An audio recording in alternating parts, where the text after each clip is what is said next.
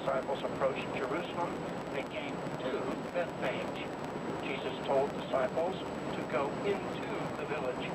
When Jesus had come into Jerusalem, when Jesus went into the temple of God, terms translated as this or this one also appear 14 times in the chapter.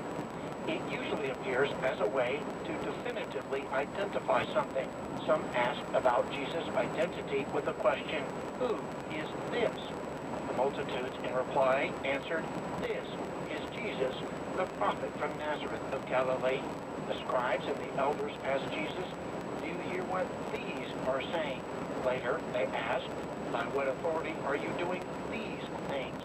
And who gave you this authority?" This type of word, usually called a demonstrative pronoun, points to and thus identifies something within a given context. Words translated as to do, make, or to work show up 11 times in this setting. As you would imagine, they convey the action taking place here. Words for I or we occur 10 times. This indicates the personal nature of the conversations, as does the word you that we previously noted. The terms for speaking, the terms for you, and the terms for I or we or my or mine all identify and reflect the persons and or the groups involved in all of these ongoing conversations. They also indicate possession, my house, my son, or our eyes. The term translated as Jesus shows up 10 times in our reading of this text. Jesus, of course, the central character in Matthew's Gospel as a whole, will often be the central character in each context. With 251 distinct or unique terms in a chapter, there will be many more significant terms to introduce and to study.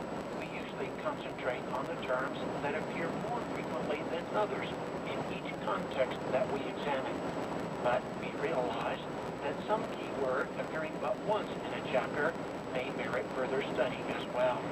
If, for example, the term propitiation appeared but once in Matthew 21, it would definitely be worth our time and our study.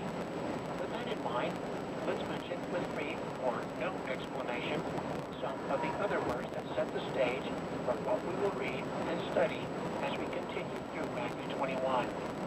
The words for, to come, go, appear 7 times, and as the terms for in or into noted earlier, they often reflect movement and travel.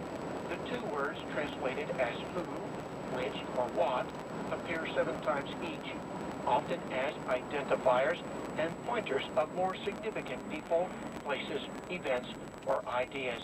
Words that are often rendered